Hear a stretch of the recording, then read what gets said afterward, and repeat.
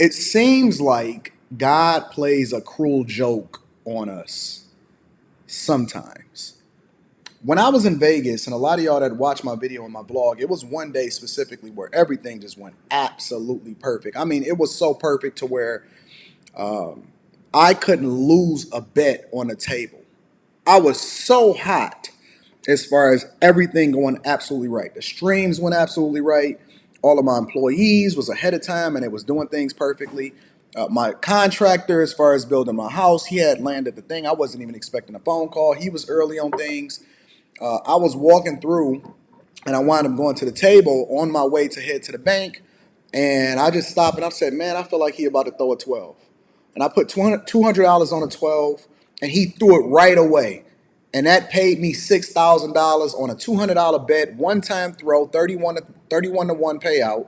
So that paid me $6,000. I took $100, I gave it to the dealers, and then I took the other $5,900 and I went and we just had a good time. Like everything went perfect. Like I could not miss. It was almost like God was just handpicking my steps. And he was like, up, you can't miss on that. Up, you can't miss on that. Up, you can't miss on that. And then I jumped on my thing and I'm recording on my video or whatever like that. And I'm blogging. I'm like, man, everything is so perfect. And literally within that same minute on my other phone, I got a phone call from one of my employees and everything had just went bad, right? Similarly, right? Everything went perfect yesterday. Everything was awesome or whatever. And it was like these hoes had walked in, right? And so I'm vlogging. And I gotta show y'all one of the videos. I'm vlogging or whatever, and these chicks came in and they kept trying to, they just had to show me their body. And they kept on showing the body, right? And they just kept on showing the body, right? And so they came over and they prancing by the table. And I don't know if this is just the culture in the Dominican Republic, but women are very, very forward. And obviously, I know what the culture is. I know y'all be paying to play over here, and I know all of y'all getting it in and everything like that. And then the minute that these chicks start walking past the table, it seemed like everything started messing up all the way into the point to today. And it's like, yo, I ain't got my holder. And some of this is small stuff, and some of it can be a little bit bigger, and that I don't want to talk about it in detail and stuff like that. But it's just like everything started messing up. And maybe I shouldn't even have looked. Maybe I shouldn't have paid attention. And so really like, Anton, they trying to get your attention. They trying to get your attention. And so, I don't know. A lot of y'all said that the quality looked fine and all of that, but it's not to my standards.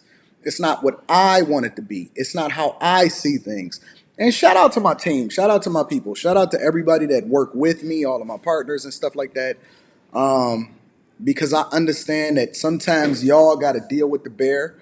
And I try as hard as I possibly can to not let anything that's going on from a business perspective affect what it is that's going on with everybody else. But sometimes y'all see me a little bit disappointed. And so my father has always taught me, and the thing that has carried me to allow me to be successful regardless of what's going on in my life, especially as it relates to other people that is affected by the decisions that you make on a regular basis, is life is 10% of what happens to you, 90% of how you react to it. 10% of what happens to you, 90% of how you react to it. And so I've trained myself, even if it's internally the disappointment that I may experience as a result of whatever it is that's happening that's beyond my control. I've trained myself to control the outcome regardless of what's happening all around me. I don't care if the whole world is falling apart. I don't care if everybody is complaining. I don't care if everybody is broke. I know that based off of my decision-making ability, that it's going to be a payout at the end of the day because I am going to make the right decision that ultimately results in the best thing for everybody at hand. When that situation happened in Vegas in which a contractor called me and whatever, I didn't trip. Like it was something. I literally stopped. Me and Rita were inside of the Cosmopolitan and we were eating inside of this restaurant or whatever. And I stopped and I took a walk. It took me between 5 and 10 minutes. I took a walk. I just kind of chilled. I didn't spaz out. I didn't trip. I didn't do any of that. I took a walk. I cooled down. I thought about all of the different options. I made the adjustment. And then we got the deal done later on the next day. Everything went, it cost me an extra couple $100. I didn't even trip. I had won $6,000 at the table just earlier that day, right? Same thing, right? Oh, okay. You know what? I don't have the holder. I don't have this. A couple little things went on last night in which my internet was messed up during the time that I was supposed to be on a Zoom call with somebody that was important, and it went out. And so we just made the adjustment and we got up an hour earlier today and we knocked that junk out, right? What I'm telling you guys is that sometimes we make mountains out of molehills and we make things bigger than it really is. And I remember earlier in my life, those type of things would affect me and they would turn into really, really big decisions. But when you think about relationships, when you think about the reason that people really get into arguments, if you narrow it down, if you have a conversation with them, because I have a lot of conversations with couples, right?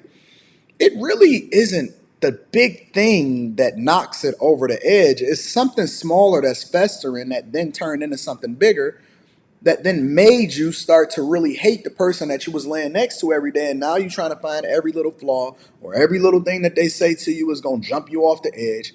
But in reality, it's something that you're controlling that you decided to get emotional about.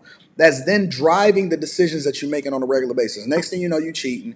Now you're bringing in diseases into the crib. When all you had to do was just have a little quick conversation, maybe even calm yourself down and not have a conversation and control the narrative. Sometimes I see people around me and it'll be somebody that's working for me, right? And maybe they a little bit off on their job, or when they've been doing things great for a long period of time, and then they may be going through a lull of a week or 2 weeks, or they just been out of it for a month. And sometimes I just have a conversation like, what's going on, fam?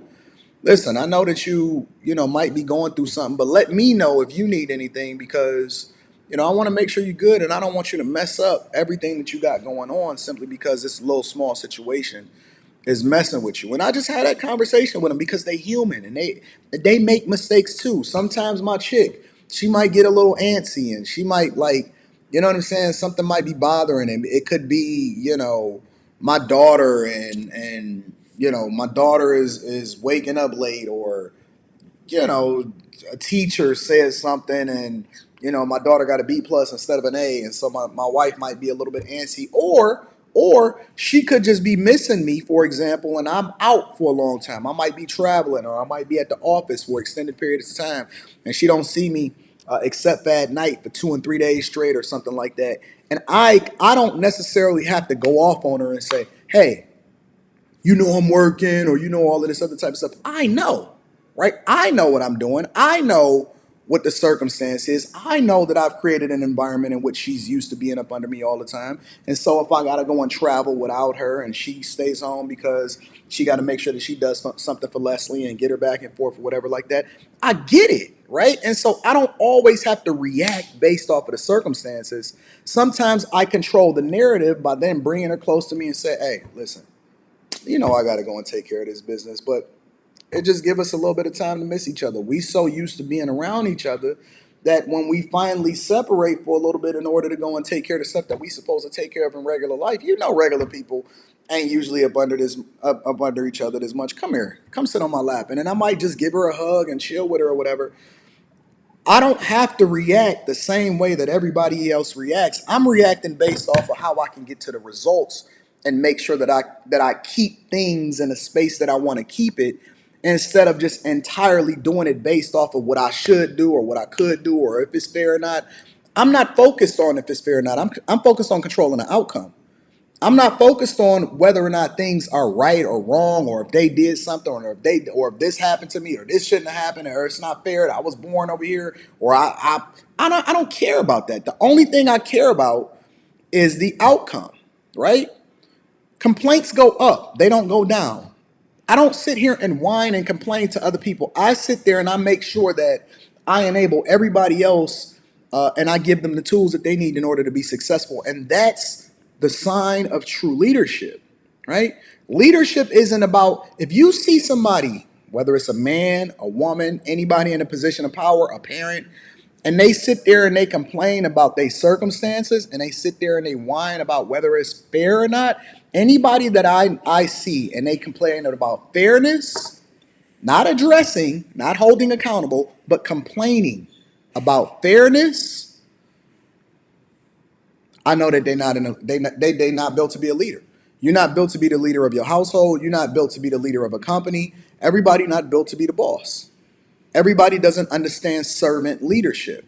Everybody doesn't understand getting into the mire with the people that's on the ground running, right?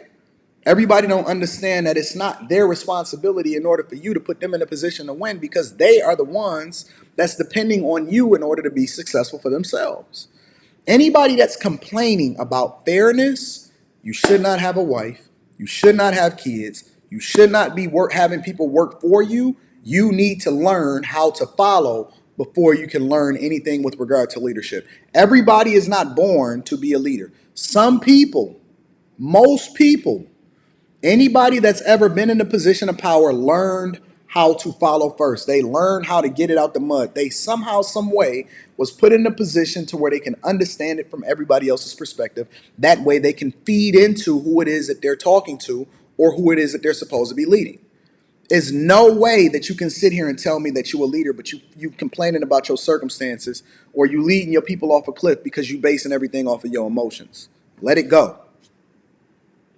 Let it go. Take it into consideration. Learn how to deal with it on a more personal basis to where it doesn't affect everybody else around you, and then move accordingly. You make the adjustment, because the only thing that we supposed to be focusing on is the outcome. All right.